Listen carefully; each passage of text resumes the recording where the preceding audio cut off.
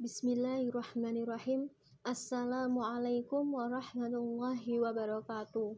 Perkenalkan, nama saya Nurul Halimah dengan NIM 20101110023. Di sini saya akan menjelaskan tentang sedikit materi logika. Sebelumnya, saya ucapkan terima kasih kepada Bapak Riza Zahrial Falah yang telah memberikan kesempatan kepada saya untuk mempresentasikan tugas ujian tengah semester mata kuliah logika. Dalam presentasi kali ini, saya akan membahas tentang asas-asas berpikir atau kanun dalam logika. Yang kedua, tentang konsep yang meliputi isi, luas pengertian, serta hubungan antara isi dan luas pengertian. Dan yang ketiga ialah membahas tentang pemahaman tentang term, meliputi pengertian term, predikat, konotasi, dan denotasi. Sebelum masuk ke pembahasan pertama, kita ketahui dulu tentang logika. Apa sih logika itu? Logika sebenarnya berasal dari bahasa Yunani, yaitu logos, yang artinya perkataan, alasan, uraian, dan pemikiran. Pengertian logika juga telah dikemukakan oleh para ahli, misalnya yang dikemukakan oleh Nurul Huda dan Hasbullah Bakri. Nurul Huda adalah ilmu yang mempelajari dan merumuskan kaidah-kaidah dan hukum-hukum untuk mencapai kesimpulan yang valid dan pemecahan persoalan. Yang kedua, pengertian logika dikemukakan oleh Hasbullah Bakri.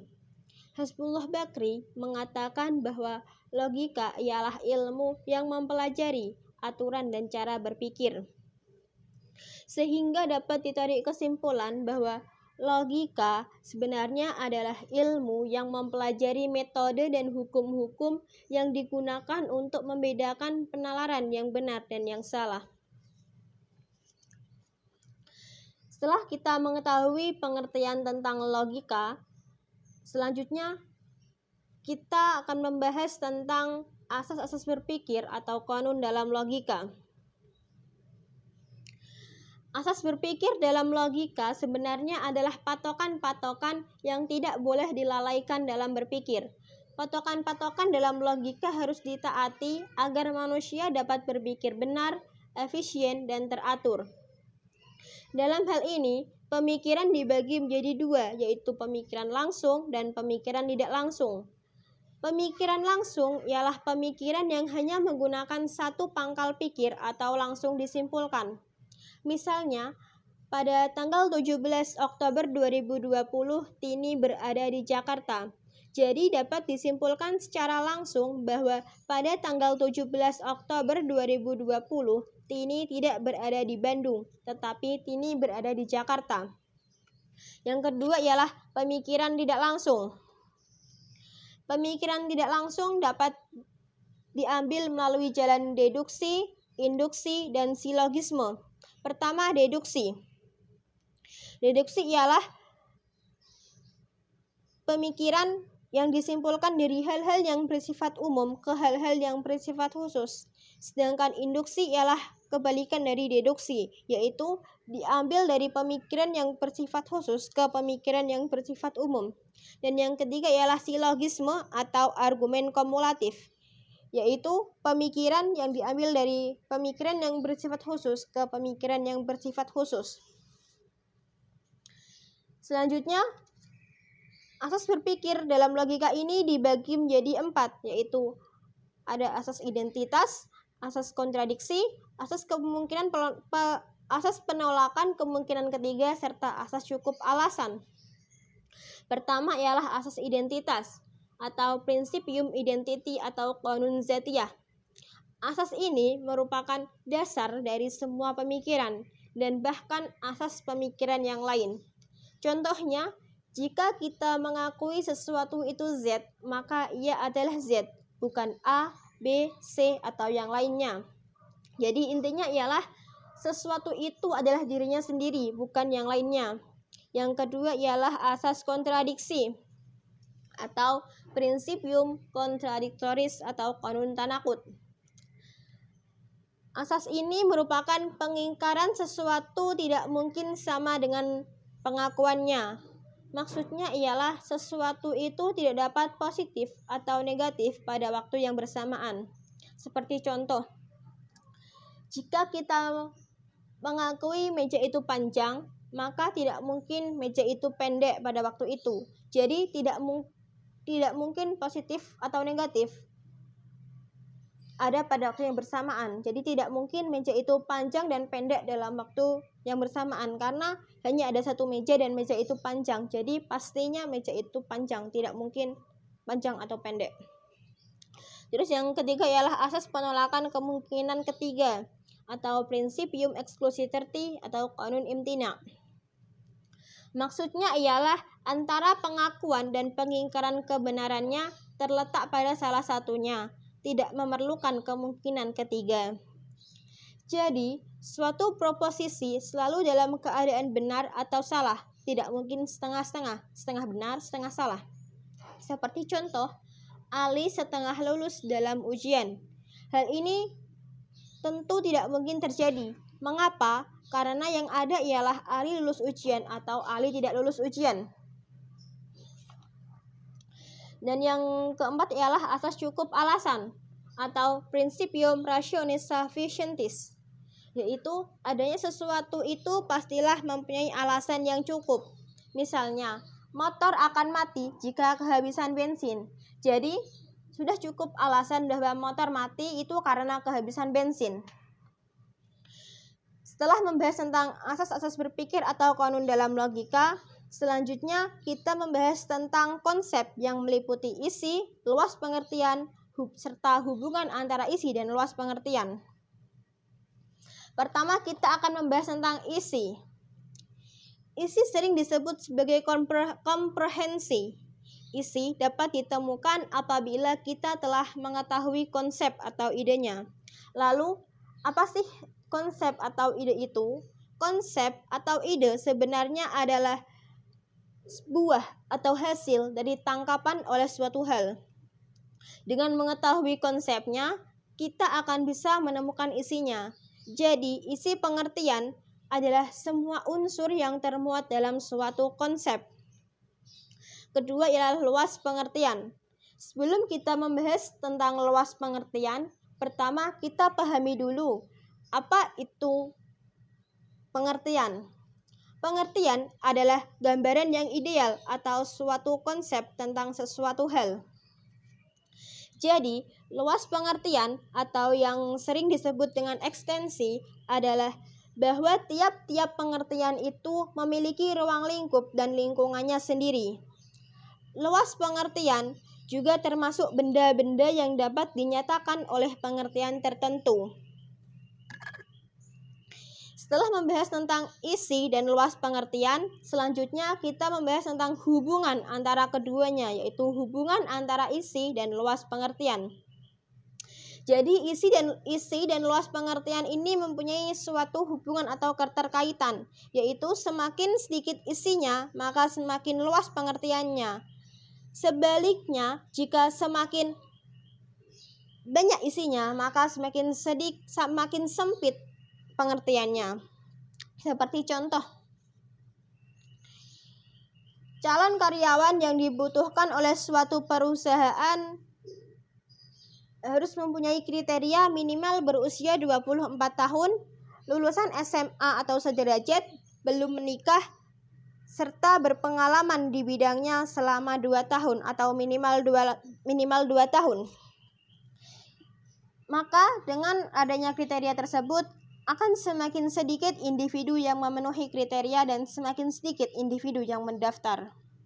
Hal ini menunjukkan bahwa semakin banyak isinya, yaitu seperti kriteria di atas, seperti kriteria tadi, yaitu usia minimal 24 tahun, lulusan SMA sederajat, belum menikah, serta berpengalaman di bidangnya minimal 2 tahun, maka semakin sempit pengertiannya, yaitu semakin sedikit individu yang memenuhi kriteria tersebut dan semakin sedikit individu yang mendaftar. Setelah kita mengetahui tentang konsep, yaitu isi, luas pengertian, serta hubungan antara isi dan luas pengertian, selanjutnya kita masuk ke pembahasan yang ketiga, yaitu pembahasan tentang term. yang meliputi pengertian term, predikat, konotasi, dan denotasi. Pertama, kita membahas tentang pengertian term terlebih dahulu. Term sering dikatakan sebagai kata atau istilah. Term atau kata adalah tanda lahiriah, yaitu ucapan suara yang diartikulasi atau tanda yang tertulis atau bahasa dalam bentuk apapun yang digunakan untuk menyatakan suatu ide. Konsep atau ide atau segala hal yang dikatakan atau dibahasakan atau diucapkan itu adalah yang dinamakan sebagai term. Term sendiri mempunyai banyak pengertian. Yang pertama ialah positif, negatif, dan privatif. Pertama, kita kupas dulu positif. Suatu term atau kata mempunyai pengertian positif ialah apabila mengandung penegasan adanya sesuatu. Misalnya, gemuk.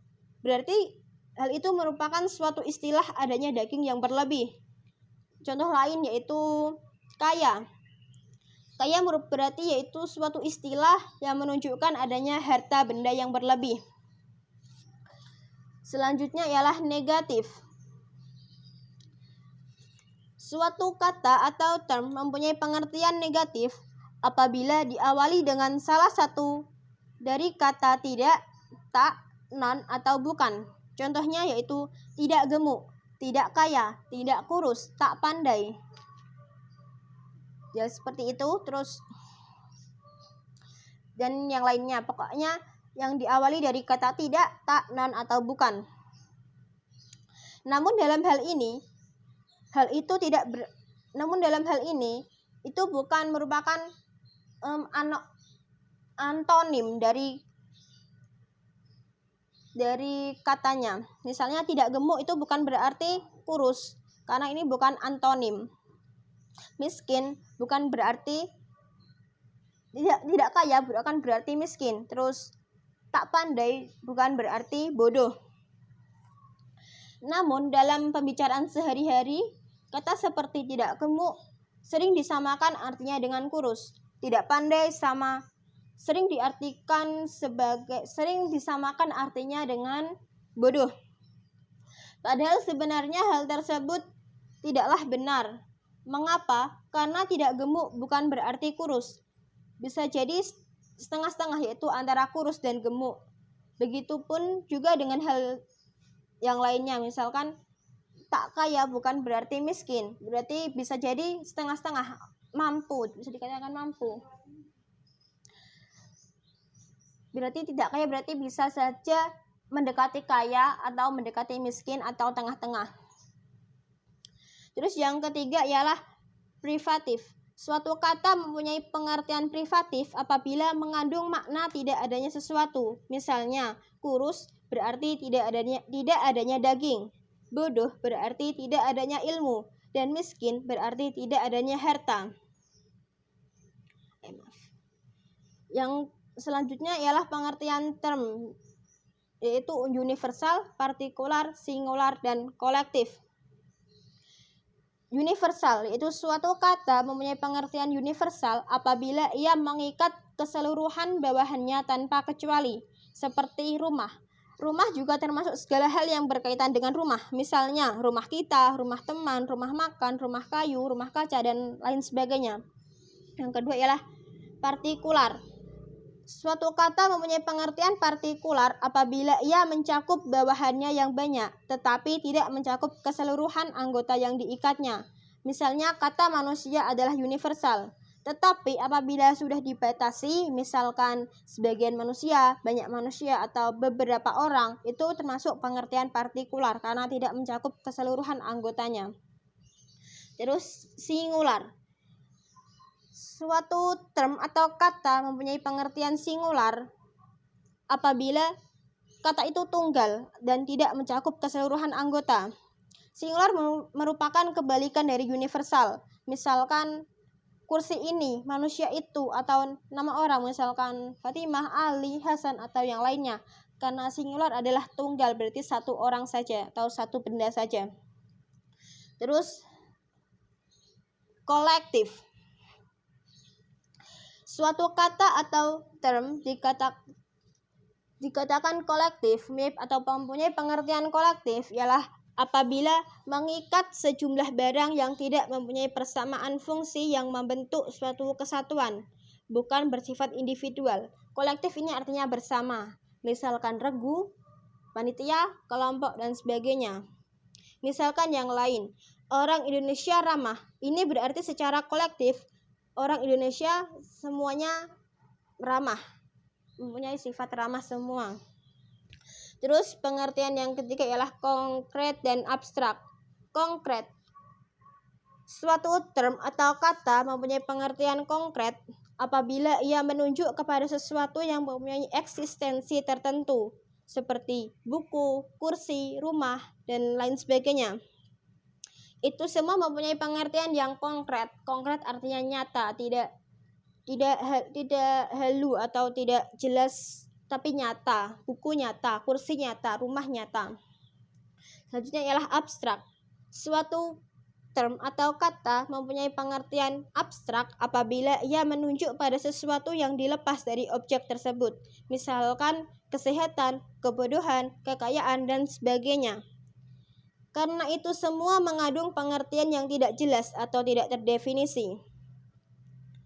Kita sulit mengartikan apa sih kesehatan itu, bagaimana sih yang dimaksud dengan kebodohan, kan kita sering bingung sih mengartikan arti-arti itu, arti seperti kesehatan, kebodohan, kekayaan, dan lain sebagainya.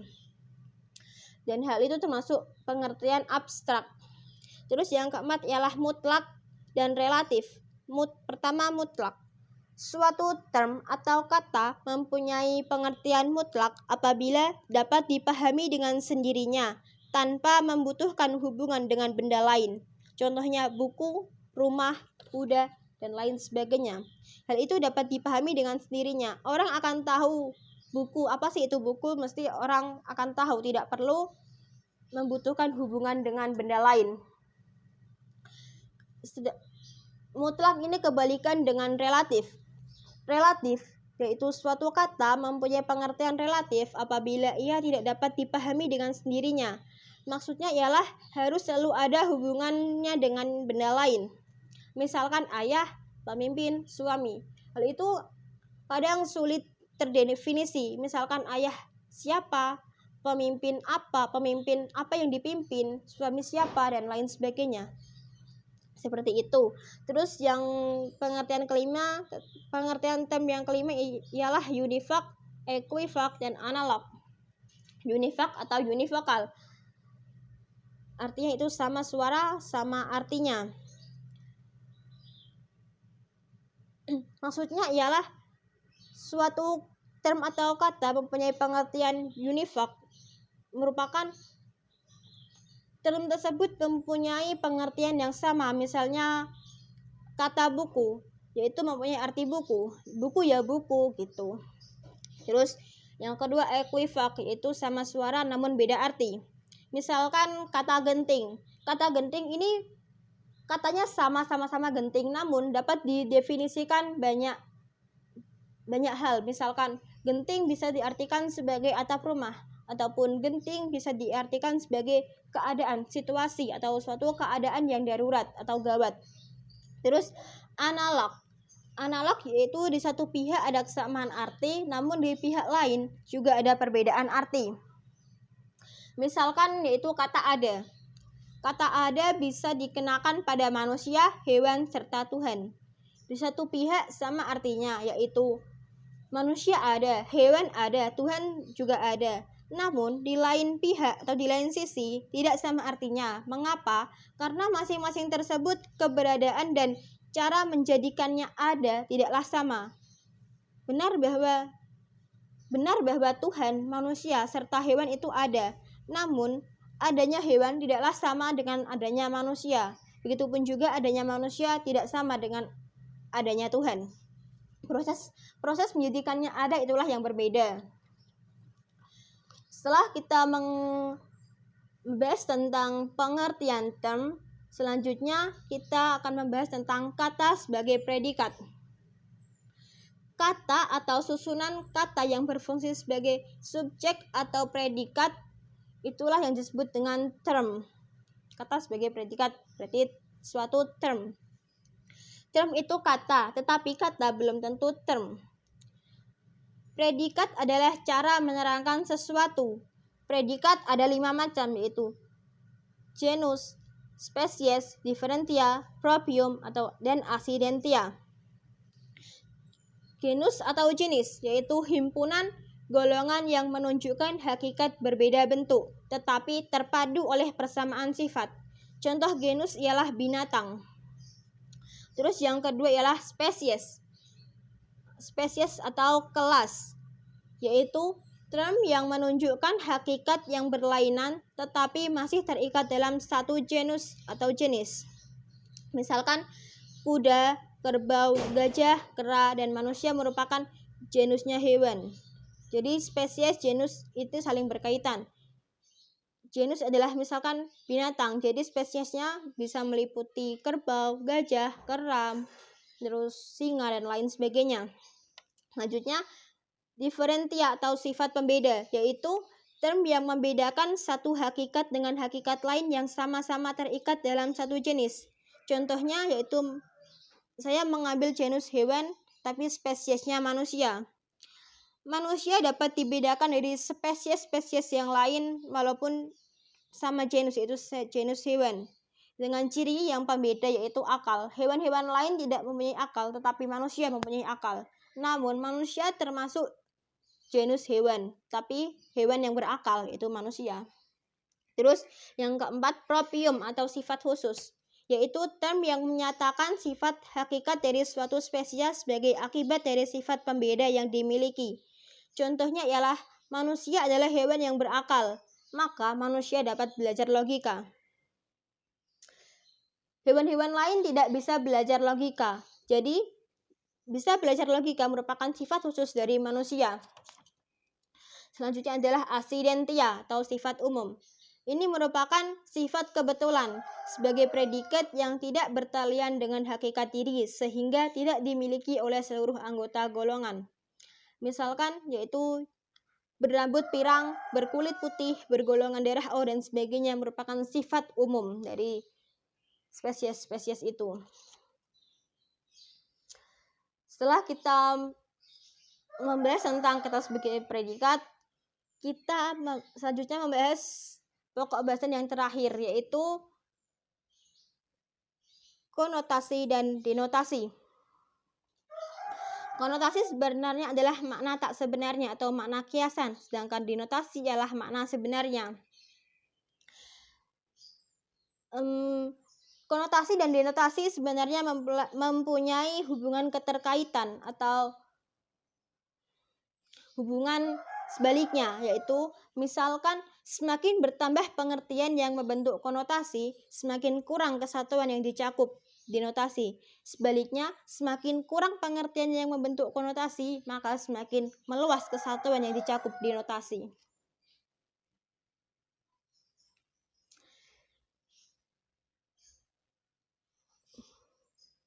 Demikianlah presentasi yang dapat saya sampaikan. Kurang lebihnya saya mohon maaf. Wassalamualaikum warahmatullahi wabarakatuh.